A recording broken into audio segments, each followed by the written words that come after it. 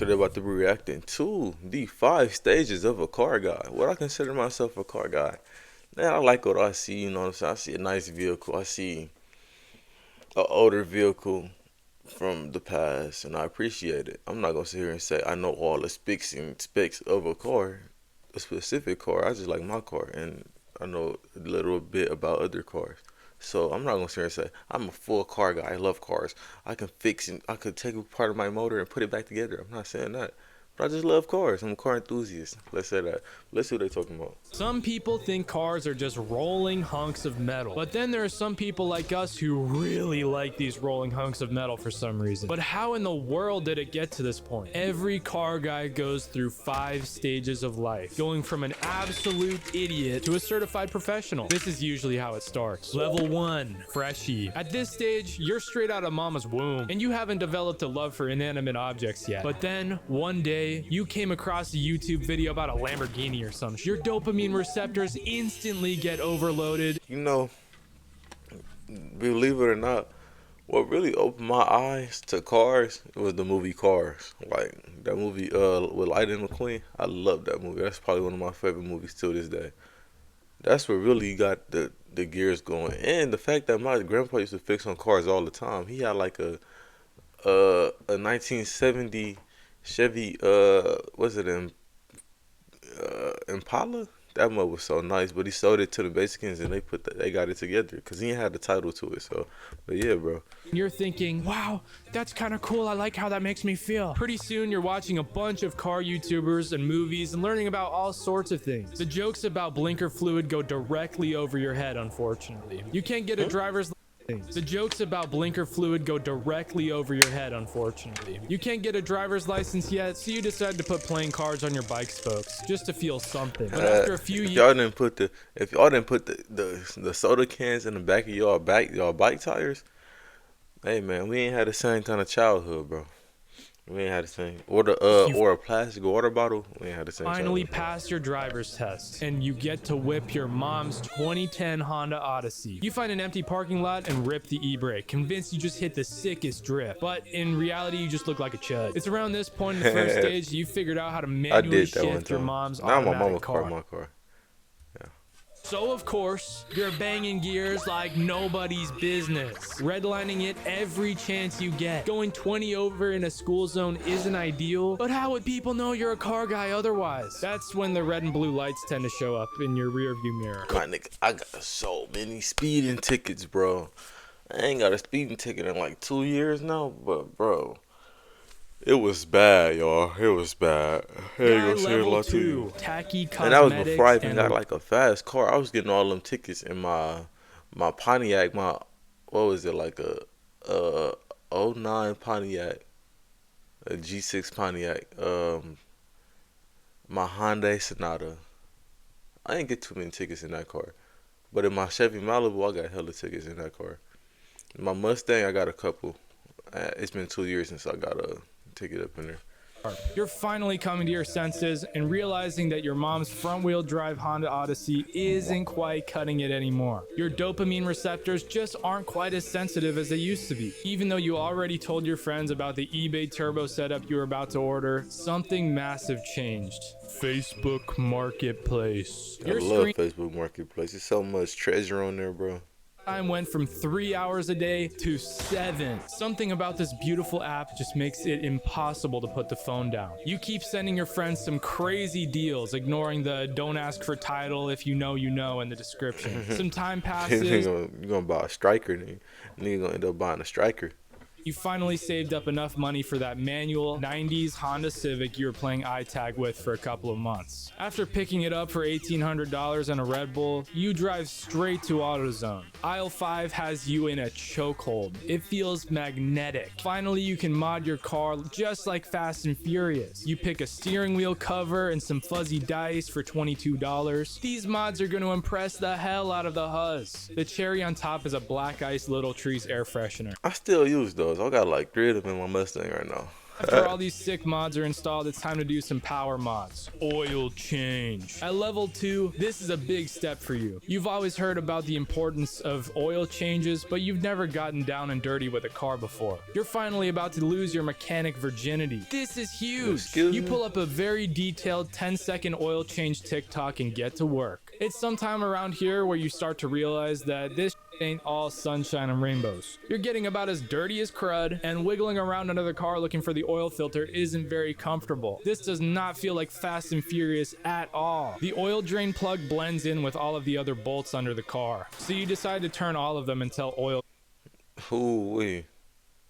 See, no, I ain't doing that. I'm going to the professionals, bro. I'm not playing my car. Out. It takes you way longer than the 5 minutes you prepared for, but now everything is done. The only thing left to do is to turn on the car. This has now turned into one of the most stressful scenarios you've ever faced in your whole life. What the heck is gonna happen when you turn on the ignition? Is it gonna It ain't about to start up.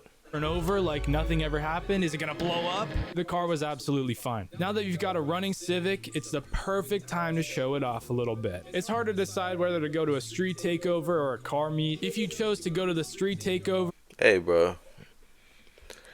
I've never been to a street takeover. I'm never going to a street takeover, boy. It's too hot. It's just screaming danger. I ain't gonna lie. Me personally, I'm not doing this. But I go to car meets and drag races all the time. But this right here, no, bro. I ain't got time to run into the law again, bro. No. you would land yourself in jail after a few front-wheel drive donuts. Exactly. While the car meet might put you in a worse situation. Once you pull up to the car meet, you'll start to realize that there are levels to this car guy shit. The steering wheel cover and fuzzy dice aren't gonna cut it anymore because Kyle over here with the V6 Charger has his lowering springs with power mods such as a cold air intake. These cars defy everything you've ever known about what is possible with cars. You see dudes with suspension so low that they're scraping on the ground. There's people with cars so loud you can't even hear your buddy who's standing right next to you. And then you got cars producing the most mesmerizing noises you can even think of. Something I love car meets, bro. I love car meets. I can't wait till my daughter get a bit older and understand the whole concept of car meets, because we're going to be going to all kind of car meets and drag races together. I'm not going to race with her in a car, of course, but we going to go.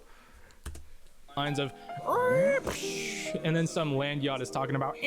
This is when the true awakening begins. You're now ready to take your car knowledge to the next level. Once you get home, you call your buddy and tell him to bring over the Sawzall because you're about to do unspeakable things to your exhaust. Once you roll your car up on some cinder blocks, you spot the solution to all of your problems: a muffler. So like any other reasonable guy, you cut that right the hell off and start up the car. This sounds like straight, but it'll do. You and your buddy go for a drive, and that is droning so badly it's vibrating your brain. You guys have fun for a while, but you already need more dopamine. So you and your buddy head back to the Sawzall and do some suspension mods. After some OSHA violations and unsafe spring cutting, your car is slammed. I'm not doing that myself, bro. I'm taking it to the professionals, bro. Hell no. None of that. None of that. I'm not doing none of that by myself, bro. Take it to the Mexicans, because they cold with it. I'm telling you. Nigga, go to the south side, bro. They cold with it, bro. Looks and sounds awesome. You guys decide to drive it to AutoZone for some more aisle 5 cosmetics, and this thing handles like absolute Level 3, the first correct mods. Many months pass, and you're still driving around in your bumpy, stiff, loud, Yep, need to put some brakes on that motherfucker. Yeah. and blown speaker Honda Civic. Your developing prefrontal cortex is beginning to realize that maybe your mom was right about this car being a chudmobile. Maybe she wasn't just trying to spike your cortisol. What is a Maybe chud? she was right. You decide it's time to put on the big boy pants and throw on some real mods. You've been watching some more tasteful content, cleansing your palate with videos from creators such as Donut Media and Hoonigan. Now that you've seen all these videos, you're pretty sure you know what's good and what's not. At this stage of Car Guide, there's two directions you can go. One of the options is sending your car to a shop and having them do stage mods or whatever the hell that is. If you choose this path, then that's about as far as you get as a car guy. But the other option is for you to step up to the plate and figure this crap out yourself. So you decide to start with a real exhaust. You call your sister's boyfriend who supposedly knows how to weld. You tell him you need to straight pipe your You guys grab one long ass pipe from Home Depot and stick it right where the cats are supposed to be. Now you've got a mint straight pipe. But wait, this isn't everything. You run to the mailbox and grab the package that just got delivered. It's the Alibaba cold air intake. Buying Holy, bullshit, just buying BS. out to make some chassis twisting power. You open the hood, throw out that old useless stock air box, and chuck in the new cold air intake. You never knew air could sound so dang good. Your car is now making loud whooshing sounds. This is awesome. You're convinced you're running a 4-second 0 to 60 now, but it's still not. Today, I'm partnering with Capital One to tell you why you should try Capital One pre-approval. Hey, y'all, let me get an Y'all ad know block I when I get myself. Not Don't worry about it. enough. Your next I'm only paycheck thinking. hits and you know exactly what you're spending it on this time. Congratulations, where my camera at? you've just copped your Oh, first my set camera of up here lowering this time? springs. Sure, Let me they're fix cheap, it. Hold on. but your car is gonna look so sick. Holy. They arrive at your house, you open the box and stare at them. They're perfect. But there's one setback. How the are these gonna get in the car? A new character has appeared, Chris Fix. You don't think much of this dude at first, but you guys are gonna get to know each other very well. You call your buddy saying something along the lines of, yo, you wanna toss in these lowering springs on my car? Should take about like 30 minutes or something. After the 4th hour, you snapped a bolt. No worries though, because it looks like Chris Fix made a video on how to fix a snapped bolt. 8 hours later, you've got your car on lowering springs. This thing looks awesome, and it's gonna drive nicely too. You sit back and admire it, whipping out your phone to get some photos for the story. Hashtag blessed or something. Although the lowered whip looks sick, this thing is an actual fishbowl. You get a roll of 5% tin off Amazon, slap it on, and it looks really cool. Damn, you doing the tint yourself. See, I'm not this far as a car guy. I'm getting all this professionally done. I don't want no complications. And if something do go wrong, y'all fixing it. Straight like that, bro. On the outside. It's kind of hard to see considering how dark it is and how many bubbles are in it, but it's Exactly. probably still worth it. But now it's time See, for I some did tape.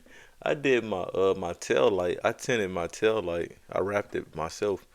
And it got a fat ass bubble in it, but yeah, I might have to just go get some covers and throw it over that, honestly. Full comfort mods. How about a ported 12-inch subwoofer? Installing this thing was an absolute pain in the ass. Not because it was hard, but because you were too scared to touch any of the wires. Finally, your car is mint. This thing is really coming along at stage 3. You decided to start investing in premium fuel because that'll make it go faster, right? You pull up on a BMW 325i thinking that this dude will be light work. You guys agree to race for pink slips and stomp the gas at the same time. But unfortunately, his intake makes a whining noise. The dude absolutely smokes you, and the worst part is he doesn't even want your pink slips. You're back to the start, but this time you have a plan. Level 4, the humble car guy. After that tragic loss, you've been consuming car media for hundreds of hours at this point, and you're pretty well versed in the car world. You no longer fall for the blinker fluid tricks or any of the other joke nonsense.